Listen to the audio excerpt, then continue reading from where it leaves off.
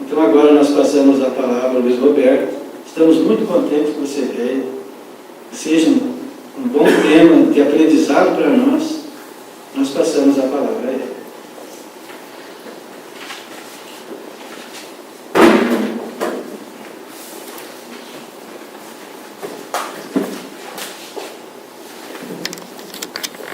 Queridos amigos, sinto muito honrado pelo convite que me foi feito pelo próprio Luiz para abrirmos esse mês tão especial dessa sociedade espírita tão querida no meu coração, no coração da comunidade Santo Ângelo, que tanta história já tem, 70 anos, como disse o Luiz, não é pouca coisa.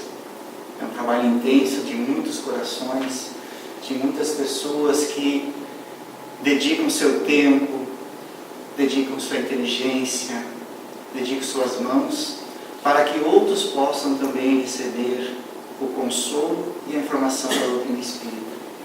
Então, nosso parabéns, um abraço muito forte em cada um de que está aqui presente, daqueles que não estão aqui, daqueles que já partiram, mas que construíram e continuam do outro plano a construir esta casa. A nossa proposta de hoje é falar sobre a reforma íntima e colocamos ainda um subtítulo aí, sem ilusões. É claro, estamos numa casa espírita, sabemos que somos espíritos imortais. Acredito que nenhum de nós já tenha dúvida, ou alguns que estão começando aqui possam estar ainda nessa dúvida, mas isso vai se dissipando. Nós somos espíritos imortais em processo de evolução, em constante evolução. Essa evolução teve um início, mas ela não tem fim. Para aquele que é um pouco mais acomodado, mas não vai ter um momento que nós vamos parar de evoluir. Não, nunca mais vamos parar de evoluir, de crescer, de aprender. E esse é o espírito da coisa, É nós desejarmos sempre mais aprendizados, mais evolução. Hoje, nós estamos talvez no meio do caminho, se podemos dizer isso. Somos ainda meio luz, meio sombra, naquela fala de Jung, quando ele chama o nosso lado sombra, que são aquelas coisas, imperfeições, os lados negativos nossos. Nós trazemos dentro de nós ainda, podemos dizer assim, esboços de virtudes. Não virtudes completas, mas esboços de virtudes. Mas nós, como humanidade, a grande parte já aspira ao bem. Já tem essa aspiração. São poucos, existem sim, aqueles que vão dormir à noite pensando em que maldade vão fazer no dia seguinte. Existem ainda seres assim ainda irmãos atrasados no aspecto evolutivo, moral. Mas a grande parte de nós já não faz mais isso.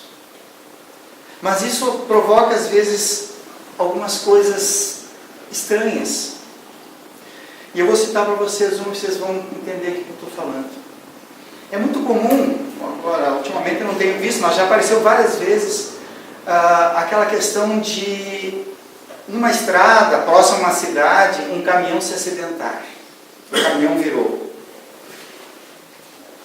Independente do que tinha na carga do caminhão. Quando às vezes aparece a câmera para filmar, o que a gente percebe lá? Muitas pessoas saqueando a carga do caminhão. A gente vê às vezes o motorista ainda preso nas ferragens, acidentados, e você vê carros parando, pessoas que descem das vizinhanças e vão saquear, ou seja, vão roubar algo que não é seu. E a gente pode pensar, não, mas são pessoas que não têm nada em casa. Não, eles passam aqueles carrões bem grandes. E pais de família, professores, doutores, de todas as nuances da sociedade, param, muitos, não digo todos, para saquear. E a gente fica imaginando, mas como um ser humano que aspira o bem faz algo que ele sabe que não é correto? Você se lembra há pouco tempo atrás, não lembro quanto tempo, aconteceu aquela greve lá no Espírito Santo da polícia, uma empresa para a polícia militar, e ficou um longo tempo sem a cidade estar protegida pela polícia. Nós vimos pela televisão pessoas que queriam realmente arrombar as lojas, porque não havia segurança, né? Saqueadores arrombar as lojas e levarem os pertences que não eram seus, eram da loja, eram roubo. Mas vimos também muitos pais de famílias, às vezes crianças, jovens, adentrarem a loja que estava aberta e levarem produtos que não eram seus para casa. Muitos, algum tempo depois, algumas horas depois, se arrependiam daquilo e queriam devolver, e aconteceram muitas devoluções. E a gente fica imaginando, por que acontece isso ainda? Porque nós somos ainda sombra e luz. Então, nesse processo evolutivo, quando nós falamos em reforma íntima, nós estamos falando no objetivo do espírito imortal, o aprendizado constante. O que é essa reforma íntima tão falada no movimento espírita? É um processo de educação moral, de evolução da nossa psique moral. Seriam as aquisições de virtudes, aquelas que ainda não temos, aquelas que estão em germe, aquelas que precisam ser consolidadas. E toda reforma íntima, ela é uma conquista e um esforço pessoal. Ninguém pode fazer a reforma íntima por você, só você mesmo. Nenhum pai, nenhuma mãe vai aprender por você. É você que tem que aprender, sou eu que tenho que aprender. Mas é um esforço pessoal também no sentido de que nós não devemos fazer comparações com o outro. Eu não posso me comparar com o outro. Não há disputas nesse processo de evolução moral, de reforma íntima. Mas apesar de ser um esforço pessoal, ele também é um esforço ou um processo de interdependência. Nós não vamos conseguir evoluir, fazer nossa reforma íntima isoladamente. É nas relações que nós temos com Deus, com o outro e conosco mesmo, que nós vamos adquirindo, fazendo essa reforma tão necessária para nós, tão importante e tão vital. É interessante nós, ao ler a obra kardeciana, as obras básicas, as obras fundamentais da doutrina espírita, e Kardec constantemente vai falando desse processo incessante da evolução espiritual. Mas, no dado momento, os espíritos nos alertam e nos dizem que a virtude existe sempre que você resiste voluntariamente ao arrastamento das más tendências. É muito interessante essa fala dos espíritos que nos dá um entendimento da caminhada que nós estamos. Nós temos arrastamento ainda para as coisas negativas? Sim. Que são tendências nossas? Sim. Mas quando você resiste a seguir esse arrastamento, você já está com um princípio de virtude. Por isso que ela é uma luta íntima. Não é uma luta que os outros vão compreender, vão enxergar ou até admirar. Às vezes ela nem enxerga, mas você faz o próprio esforço. Então, nós precisamos de algumas características necessárias para fazermos a tal da reforma íntima. Uma delas é o esforço nosso. Ela não é conquista de graça ou da graça divina. Não cai do céu. É um esforço nosso. Mas é necessário nós desejarmos fazer essa reforma íntima. Ou seja, ter aquela vontade, não dos lábios, mas a do coração, de fazer a transformação. E mais uma característica necessária é a persistência. Persistir no ideal. Persistir porque nós já estamos enxergando qual é o objetivo da nossa encarnação. Qual é o objetivo da nossa existência. E nessa corrida, nessa caminhada, vamos dizer assim, não importa a velocidade nem a intensidade que estamos fazendo. Mas importa a disciplina e a consistência. Então, quando falamos em reforma íntima, não pensemos numa corrida de 100 metros, mas numa longa maratona. O Usain Bolt não ganha essa corrida, porque ele é de 100 metros. Mas os maratonistas da Etiópia, né, fazendo esse paralelo no atletismo. Então, nós temos que pensar não a velocidade que eu estou adquirindo na minha evolução moral, mas a persistência, a consistência e a disciplina que eu estou empregando para adquirir. Mas por que fazer a reforma íntima? Falamos que é o objetivo do espírito imortal. Mas quando fala-se em reforma, eu vou falar para o Luiz agora aqui. Luiz, nós precisamos fazer uma reforma nessa casa. Nós temos que tirar aquela parede lá da frente. Aí eu digo, mas por quê? Não sei, temos que tirar. Não vai ficar pior? Vai ficar pior. Vai chover para dentro, mas vamos tirar. É claro que não é isso que é a reforma. A reforma sempre é para melhorar. Se nós vamos fazer uma reforma na casa espírita, é porque ela vai trazer benefícios para todos. Então sempre a reforma é para evolução, é para melhoria. E quando não se reforma e se fica parado, agora falando interiormente, podemos dizer que estamos em estagnação. Estagnação é quase sinônimo de retrocesso. Não que o espírito volta para trás, mas ele parou nessa caminhada. A maratona é de 42 quilômetros, ele fez 2 e parou. Então, sempre pensar para frente. Porque como o projeto principal da nossa reencarnação é essa caminhada da reforma espiritual, da reforma moral. E efetivamente, quando estamos reformando para melhorar, estamos cada vez mais próximos da nossa felicidade, que é o caminho, que é o que nós queremos para todos nós. O subtítulo da nossa palestra de hoje, da nossa fala, é Reforma Íntima sem ilusões.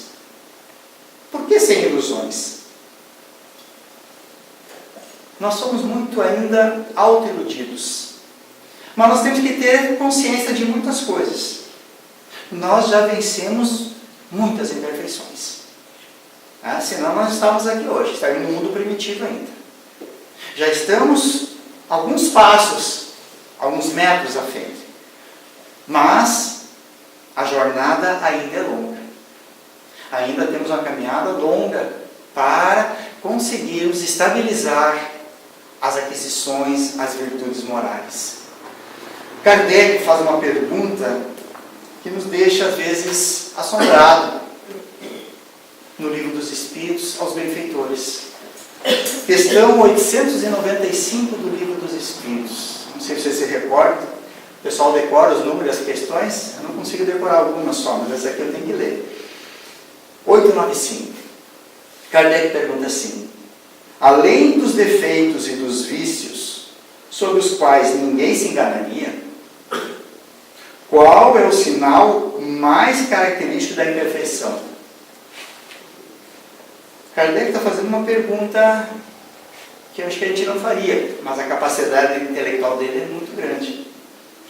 Kardec diz assim, tirando todos os vícios e defeitos que todo mundo enxerga, que eu conheço, que eu sei, qual é o sinal característico, mais característico da imperfeição? Quer dizer, além desses vícios que eu tenho, há algum sinal além, que está ainda lá por trás, que não aparece? Então Kardec está querendo dizer o seguinte: vícios e defeitos que estão aparecendo, aparecem em mim, aparecem em cada um de nós, eles são efeitos. A vaidade, a ganância, a inveja são efeitos. Qual é a causa? É isso que Kardec quer saber. Eu identifiquei todas as imperfeições essas em mim, mas por que eu tenho isso? Kardec faz nessa pergunta, e o Haroldo faz uma analogia, o Haroldo Dutra diz uma analogia muito interessante. Ele nos lembra que o Kardec está dizendo, a pergunta de Kardec, eu sei que tem sentido. Vamos dizer assim, nós temos uma casa que tem um pátio, um gramado bem grande para o fundo da casa. Lá no fundo tem uma churrasqueira, como todo gaúcho tem na sua casa. E você está muito ocupado, trabalhando, você não consegue cuidar desse pátio. Então você olha para trás, no fim de semana quer fazer um churrasco lá, mas está cheio de capim. Aí você manda capinar, ou você vai lá e capina, tira toda o inso, né? Para no fim de semana você fazer um churrasco e fica bonitinho, você vai lá. E você pensa, semana que vem de novo, mas você não vai. Passa 2, 3 semanas, você olha para trás de novo, está cheio de inso de novo. Está cheio de capim naquele gramado que é tão bonito. O que isso significa para nós? Que nós estamos a todas as reencarnações, ou a várias reencarnações, tirando isso, que vai crescendo, porque a gente não presta atenção, não tirando a causa daquele isso. Por que ele nasce? É como se nós estivéssemos a cada reencarnação querendo apagar um grande incêndio, mas apagando apenas os focos secundários. É isso que efetivamente estamos fazendo nas reencarnações que estamos oferecendo. Não vamos na causa, no cerne, porque nós estamos olhando sim os nossos vícios, nossas imperfeições, mas qual é a causa desse vício? Por que eu tenho ele dentro de mim? Então, há várias encarnações estamos cometendo os mesmos equívocos nos relacionamentos interpessoais. Nós já tivemos, e isso vocês podem, não precisam ser médiums para isso, nem eu sou, mas eu tenho certeza que todos nós já tivemos assim, nas encarnações anteriores nossas, já o poder, já fomos subalternos, já tivemos no meio termo, já fomos ricos, já fomos miseráveis, já fomos da classe média, já fomos tudo isso. Mas a nossa relação com o poder, com o dinheiro e com o outro ainda estamos nos mesmos equívocos. Porque nós não estamos ainda atentando ao cerne da questão. É como já a gente pode pensar, e já vi algumas situações dessas, aquele indivíduo que teve relacionamentos nas suas encarnações anteriores distorcidos, problemáticos, de traições. E no mundo espiritual ele pede para os benfeitores, olha, nessa encarnação eu compreendo todos os meus equívocos, mas eu quero uma encarnação agora para acertar. E eu preciso de uma companheira, normalmente eu estou usando do sexo masculino, porque é a maior parte, mas não é regra geral. Eu preciso de uma companheira que me estimule a conquistar as virtudes que eu não tenho, para eu saber seguir o norte e não me desvirtuar. E a pessoa oferecida, alguém aceita, uma alma caridosa, ser a esposa desse indivíduo. E esse indivíduo vem aqui, conhece a esposa, casa, constitui uma família, e dali a pouco tudo aquilo que estava adormecido nele volta à tona. E nem aquela alma caridosa que aceitou reencarnar com ele consegue mantê-lo no caminho, ele se desvia novamente. Porque ele ainda não atentou, não atacou o cerne da questão. Mas o que os espíritos dizem? Qual é a resposta deles? Qual é o sinal mais característico da perfeição? Pergunta Kardec. A resposta é muito simples. O interesse pessoal. O interesse pessoal. As qualidades morais, frequentemente, são como adoração colocada sobre um objeto de cobre, que não resiste à pedra de toque. O homem pode possuir qualidades reais, que o fazem para todo mundo um homem de bem. Ótimo. Mas eles continuam. Mas essas qualidades, ainda que sejam um progresso, e o são, não suportam sempre certas provas. Basta às vezes tocar a corda do interesse pessoal para pôr a fundo a descoberto. O fundo a descoberto. O verdadeiro desinteresse é uma coisa tão rara sobre a Terra que é admirado como um fenômeno quando ele se apresenta. E eles dizem mais uma coisa para nós.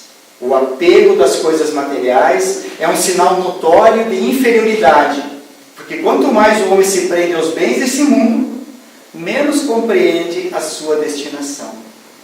Pelo desinteresse, ao contrário, ele prova que vê o futuro de um ponto de vista elevado. Aqui estão a causa das nossas imperfeições. Esse é o cerne, o interesse pessoal. O orgulho, o egoísmo. Eles que provocam ou causam em nós todos os outros defeitos e imperfeições que se afloram nas nossas relações.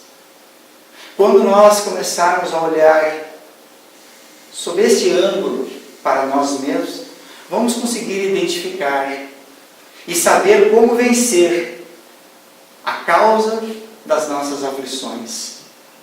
Eles falam do apego às coisas materiais, aos bens desse mundo, e quando a gente pensa em bens desse mundo, a gente pensa que é o meu carro, é a minha casa, é a minha conta bancária. Não. Quando eles falam aos bens desse mundo, eles dizem assim, a imperfeição se demonstra pelo apego que vocês têm às alegrias e prazeres que o mundo material proporciona. Ou seja, aquela sensualidade, aquela materialidade que ainda fala muito forte dentro de nós. O interesse pessoal, ele é algo que existe naturalmente dentro de nós. Né? Está dentro daquela lei, lá do Livro dos Espíritos, a lei de conservação. Que se você não tivesse esse cuidado consigo mesmo, você não poderia sustentar nem a vida material. Então faz parte, ele é natural, quando em equilíbrio. A grande questão é o interesse pessoal em excesso. Isso é o grande mal que ainda habita dentro de nós. E aqui há uma dica para nós fazermos uma análise honesta de nós mesmos, que ninguém pode fazer do outro. Essa análise é íntima. Né? Se é reforma íntima, a análise tem que ser íntima também. Quanto de interesse pessoal você coloca nas suas ações? E isso, às vezes, quando a gente começa a analisar isso, começa assim a remexer algumas coisas dentro de nós, pessoal. Essa é a experiência prática minha.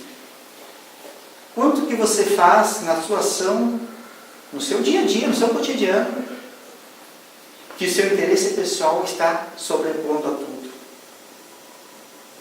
Porque vem aquela outra pergunta assim, quando está em jogo o teu interesse pessoal e o bem comum, o que pesa mais? São questões assim práticas para a nossa vida. Você tem que tomar uma decisão. Você vai ganhar muito com aquela decisão, mas muitas pessoas vão sofrer consequências negativas. Que decisão você toma?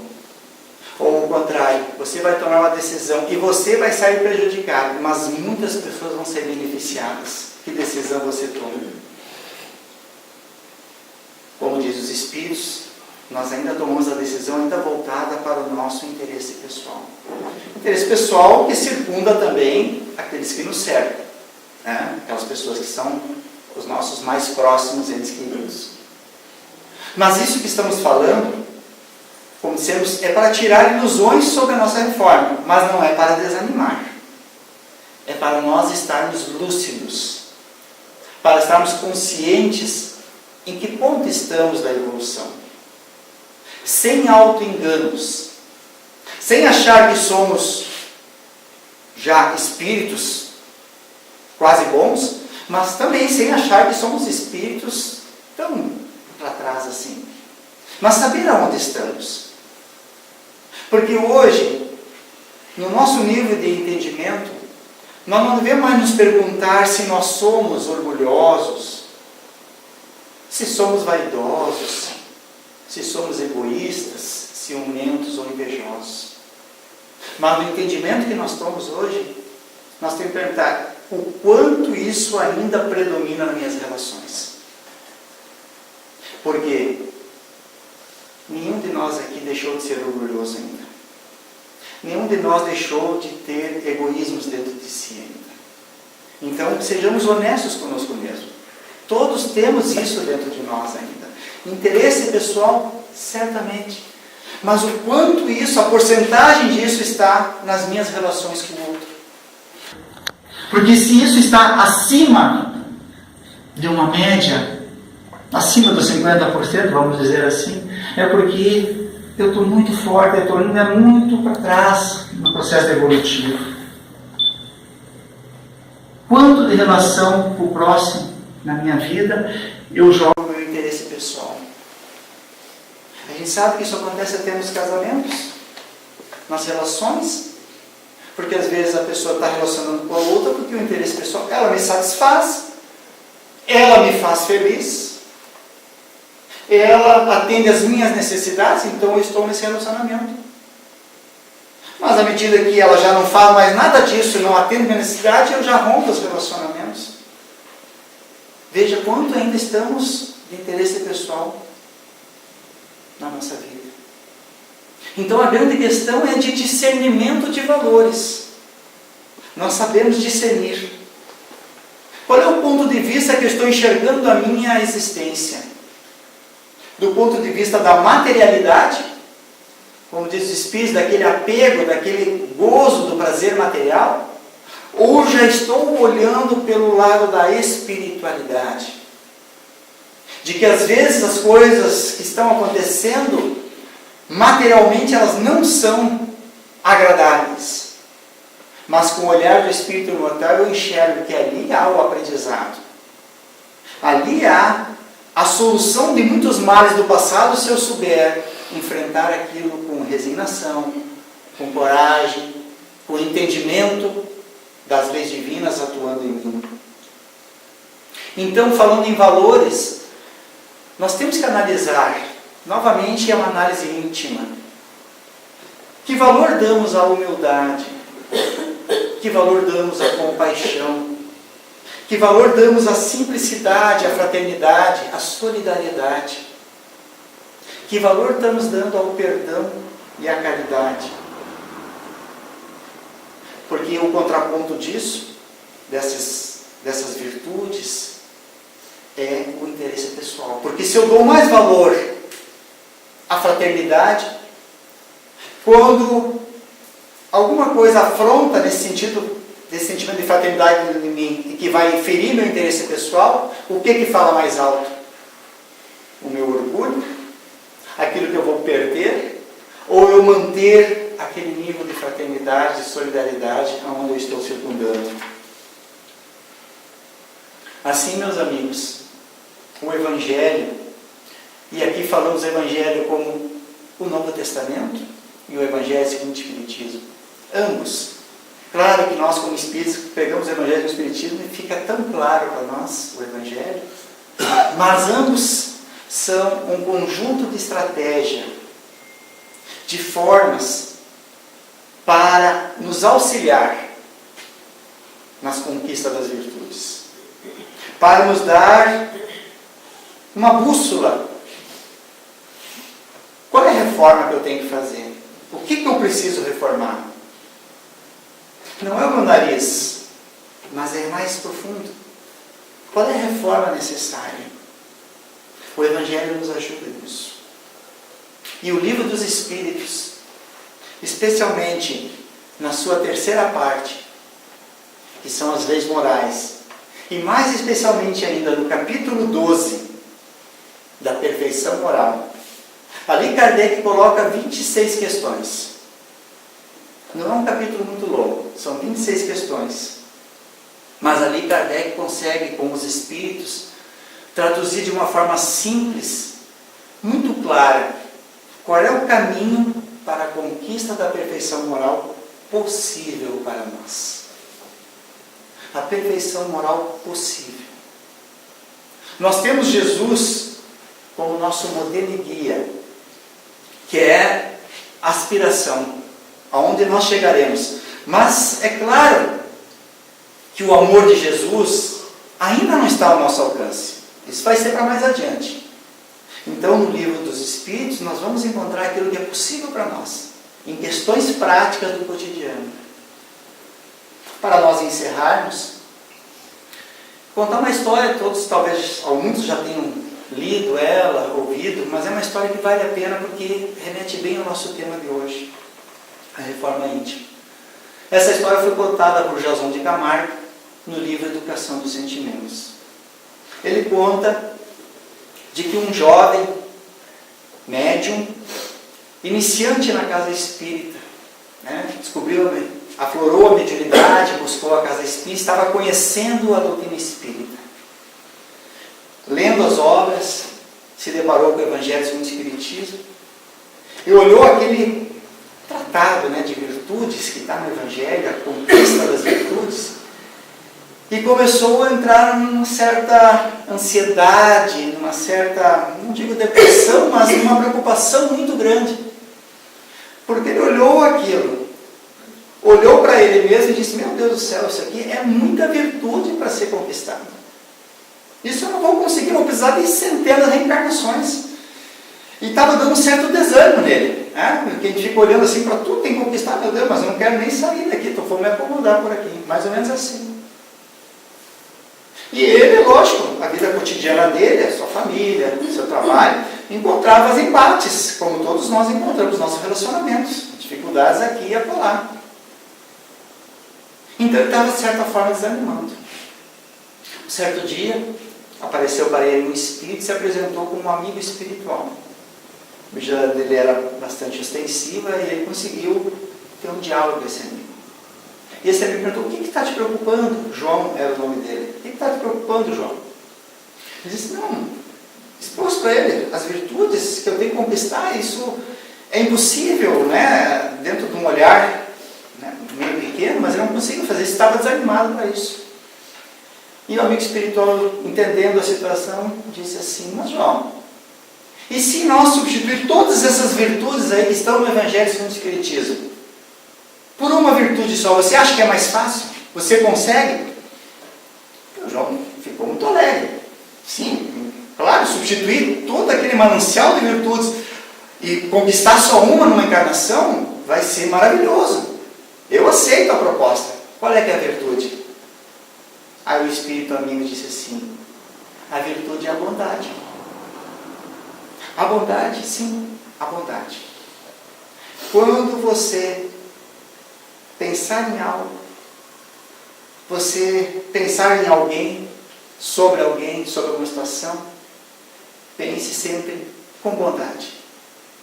Quando você conversar com alguém, e a pessoa às vezes até fere você, mas você já está convicto que você tem que conquistar a virtude da bondade, você vai falar com essa pessoa com bondade.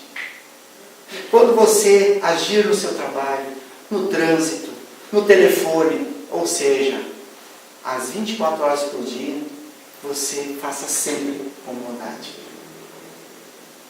João aceitou. O Espírito disse: daqui a 2 anos nós voltamos a conversar. E João conta João de Camargo, a história um pouquinho mais longa, que ele foi aos poucos, sempre se lembrava da questão da bondade. E quando a gente vê, e ele viu, ele já estava trabalhando com compaixão, com caridade, com tolerância. Então, se nós estamos assim, às vezes assustados com tudo que temos que conquistar, eu acho que essa história resume talvez a nossa questão da reforma íntima. Olhar tudo, a todos, a situação com bondade. Bondade não significa ingenuidade, né? Ingenuidade não é virtude, é tolice. Bondade é você entender que o outro é um irmão encaminhado, que nem você. Talvez a compreensão dele seja diferente da sua. Talvez ele ainda sinta prazer em agredir. Talvez ele ainda sinta prazer em trapacear e fazer o mal. Você vai se precaver contra essa ação negativa. Mas você jamais vai jogar a mesma moeda que ele joga para você. Você sempre vai mostrar a outra face, a face da bondade. Então, meus amigos, um convite para a nossa encarnação talvez possa se resumir nessa. Olhar para dentro de nós. Ver que temos interesse pessoal, egoísmo, vaidade, mas já teve muito mais forte dentro de nós.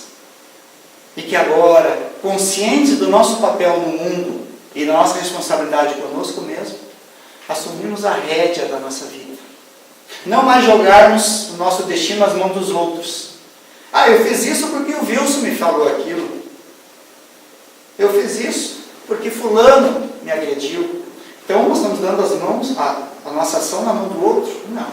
A nossa ação depende somente de nós.